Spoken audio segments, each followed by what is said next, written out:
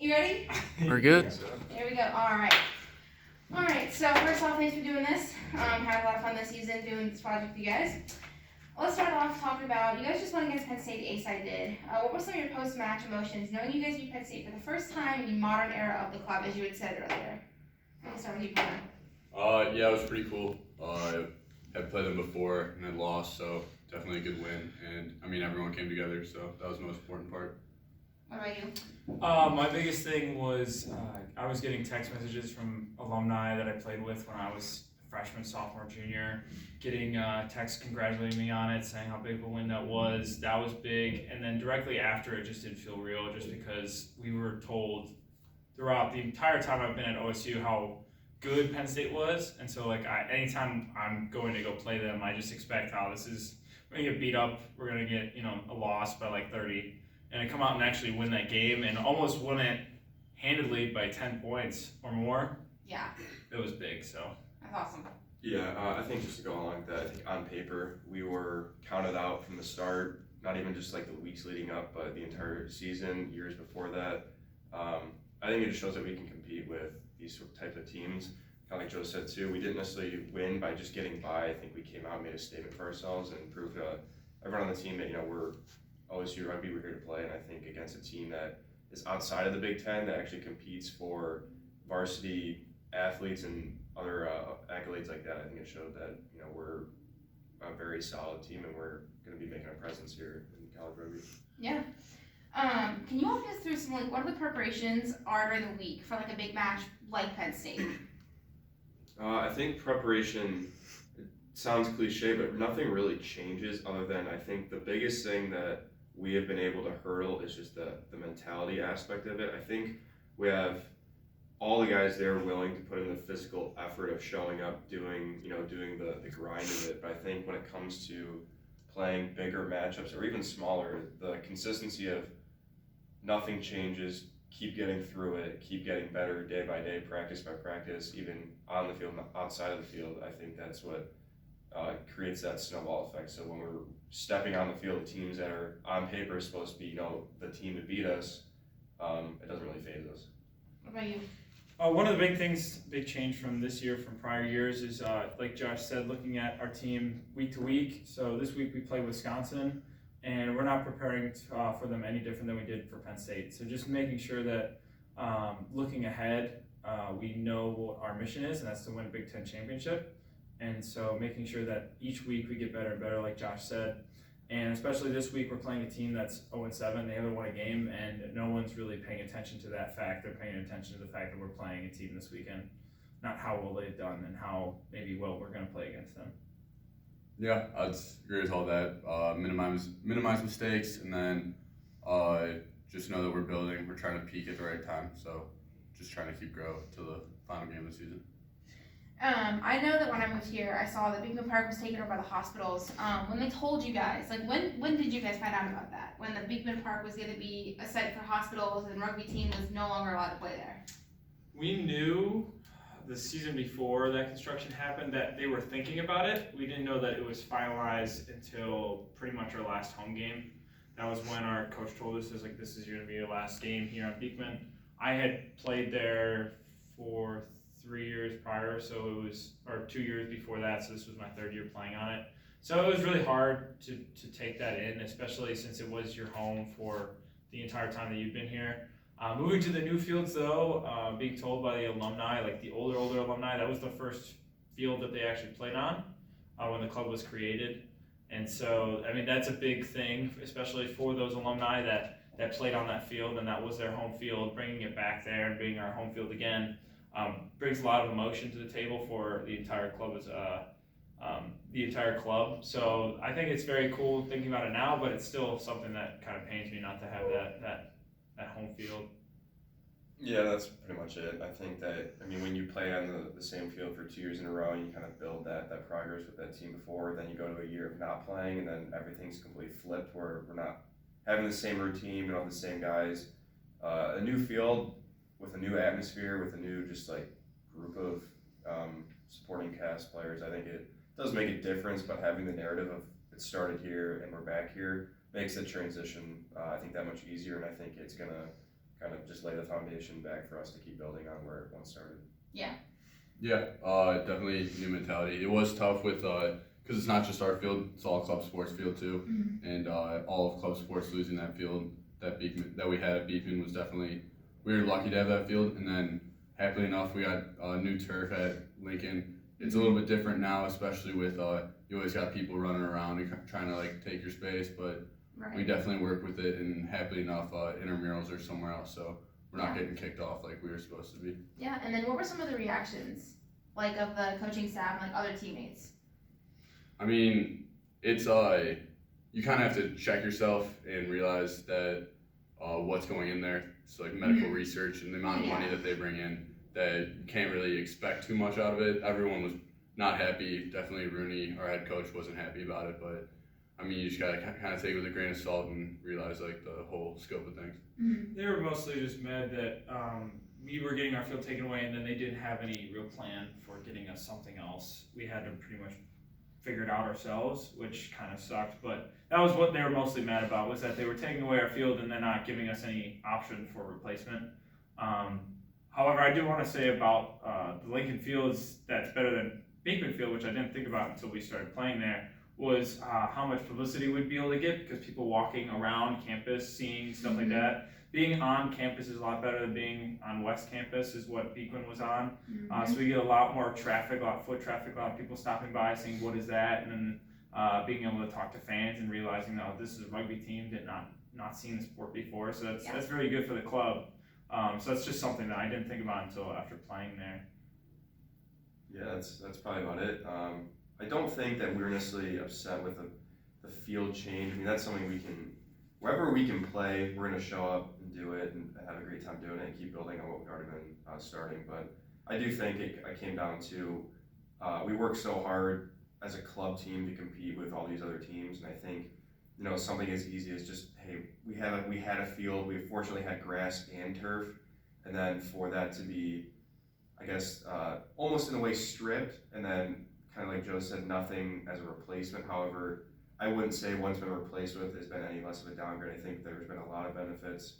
I think as far as reactions from the team, because we have a lot of new guys, I think a lot of them are super excited. I mean, the amount of teams we play, as they're walking off, taking pictures of the shoe right there. I mean, the scenery of it is very cool. You're on campus, you really get that atmosphere from all over, kind of Joe was saying, with people walking by. I think it's a new change, but it's one that we've kind of grown into, and I think other than, you know, just here and there, you got a lot of times soccer players there, but other than that, I think we're adjusting accordingly, and I think that we're pretty excited moving forward with that turf. Yeah. So, as you know, this is 55 years of rugby, 55th anniversary is this year. Long time, lots of players came through, a lot of teams, and a lot of captains. What were some of the factors that led you to decide, I want to go after being captain of the team? Fortunately, I think that, I guess in my position, it wasn't something I necessarily was like, on paper, I want to get this. I think I just wanted to be a player that was supporting other players as well, and fortunately, I guess I stood out as someone to fit the job, and when I was fortunately elected with other players having my name in mind, it was cool. I think my mentality moving forward with it was to try and really shake things up a little bit. I think we've had a lot of very good previous captains, however the job at the end of the day still hasn't been able to get achieved, and I think that's the Big Ten. So I think that maybe this could be my time to really step up, and it's not just me, but it's everybody. I think that's the biggest thing too. It's being captain, in my opinion, is not someone that dictates how we do, and if it doesn't happen, then everyone else is to blame. I think getting everybody on the same page, getting everyone to be like-minded has been a goal of mine, and regardless of wins, regardless of losses, obviously we would like to. That's the ideal situation, but I think if we can build something that we keep referring to beyond the field, but just create this exciting club atmosphere where kids show up to practice wanting to play and building the relationships, I think then that's really what my job as a captain is. Yeah. And then we'll shift to the more personal side of the sport. There's as Rudy told me once, there's a personal side, like a business side of things. What do your teammates mean to you? I mean, you can pretty quickly see we live in a 10-person house, and last year we had 9. This year we have 8 guys are all on the team. Everyone's pretty close. I mean, everyone plays for each other. No one's really out there for themselves, and you can just see by how much we are together on the field and then off the field. A lot of us eat dinner together. We'll cook separate meals, but end up eating together. So you can definitely see the personal side of things. Personal side of things, rugby itself, when we're at practice and stuff, like we'll joke around and things like that, and we'll be able to make friendships through practice that you'll see outside. Like some of the freshmen that I just met this semester that I won't be seeing forever. I know I'll be friends with for the rest of my life. But business side of things, when you say there's personal and business, we all switch on right when we know we have to get to work, especially at practice, especially at games. There's not a lot of goofing off when we're all trying to win for that goal. And because we're not doing it for ourselves, we're doing it for each other, like Connor said. But one of the big things is like when we lose, which we've only had 2 losses, thankfully this season, both times we got stronger because like we picked each other up and kept moving on, which was a big thing, especially after, like you said, beating Penn State. That was a really, really big move for us as we all looked at each other and said, this is what we did together. Yeah, I think when you separate business and personal, I think that's where the player and friendship kind of line is determined. As a business aspect, I think that's where we're the players of the game. We all want to do well, we want to win, we want to compete. But outside of the personal, I don't look at, on a personal side, everyone else is players to me, they are my friends to me. I think that within the 2 hours, we try to have that, that mental switch on, we're ready to go, like let's do it, here we go. But then outside of that, you can have the fun element, the fun thing that allows for, guys to build the relationships, whether it's younger or older, or even just with alumni. I think all in all, for personal to me, it's more of, it is a game, but like these are guys that I'm gonna remember not after 4 years time, but here on after. And I think that not many people are fortunate to have that ability coming to just, I would say college in general, being able to have, whether you're varsity or club, having a group of guys that you stick with those 4 years, but then you have those before and after. I think it's all collectively a friendship that, from a personal side, I don't think you can really take for granted. Yeah. And then as you guys are graduating, what kind of an impact would you say this program had on you? Hitting you with the personal questions, but It's funny because I want to know what Connor has to say. I mean, personally wise, this program's done a lot. Definitely like career wise, it like led me and I was always interested in construction, but definitely pushed me into the management side of things. And then just school, work ethic, there's, a million different things that you can pick from the bag, but definitely the commitment that you put in goes on throughout your life, throughout work, throughout your career. Mm-hmm. So one of the things with this sport that I've learned from both Rooney and some of the alumni is they use the phrase "pay it forward," which a lot of them use. Not even just at Ohio State, they use it at clubs that I've played at. Out west, for teams that I've coached, most of the coaches all say "pay it forward," and what they mean by that is that if you were the older guy looking down to a younger generation, you build them up from the ground. So if I'm out with another younger guy, I pay for his food, or I bring him out and I pay for something for him, and then I tell him the same phrase, "pay it forward," so that he can move on, and then the next generation he does the same for them. Making sure that the kids like understand like this isn't just a sport, it's also a culture, and just making sure that like when you leave Ohio State, there's men's club all over the country, all over the world, and I think this sport is most of the reason how I make friends outside of Columbus. Like when I leave, go join a men's club, you meet great people that way, and so just knowing those guys are going to do the best that they can when they get older to the next generation of rugby players. That's something that we all really cherish, especially when we're graduated outside of Ohio State. Yeah, it'll be interesting. I haven't quite, I guess it hasn't quite sunk in terms of a 15 season. We're still playing in the spring, so there's that to look forward to. But Bao yesterday mentioned, Saturday's it for those playing at home. So it hasn't quite sunken in yet. I don't think that it will until maybe a few days after. We're here and now it's over. But I think the biggest thing, aside from giving you a sense of purpose with, like I mentioned, work ethic, discipline, and things like that, I think, and it's unfortunate, I think there's a lot of people when they go to a university and they're a part of a club, it could be a sorority, a frat, or whatever, after those 4 years, I think the perspective is that chapter's done, now what's next? And I think for OSU rugby, it's never, okay, now it's time to close that and begin something new. It's a matter of like, I gotta keep rewriting the story again. Like it continues on. So I don't think there's ever a sense of, oh, it's over, now what do I have to look forward to? Like it's always gonna be there, it's always gonna stick with you, and I don't think that it's ever gonna go away. And I think just to tie it all back, I mean, the guys you meet, the guys you will meet, it's all gonna be there. It's never gonna leave you, and I don't think that there's ever gonna be a time where, you know, the door's closed and then you're kind of going into something as a fresh start. I guess that's always gonna keep on with you, which is really awesome. Yeah, just real quick to add on that alumni weekend. Oftentimes you see like people come back for like their 5-10 year like anniversary, stuff like that. But we're really fortunate. We have basically every year comes back. We had a kid from California fly in. He graduated last year. We have got guys driving like 6-8 hours back coming from Chicago that graduated 3-4 years ago. Everyone comes back. It's not that they don't come on like an anniversary. It's not like kind of a split group. Everyone comes back to support the club, to see what's going on with the new group, and then really just to come back together, like bring up old stories, and then just have a good time with everyone once a year. Yeah. And then I guess to kind of wrap things up, is there anything that like Rooney or Bao has taught you, or anybody else on the coaching staff, you know, as someone who played a sport for a couple of years, in band for a couple of years, I learned a lot of things that I took on with me in my personal life and into my hopefully upcoming career. Anything that you guys would like, that you learned that you'll take with you when you graduate and into your careers?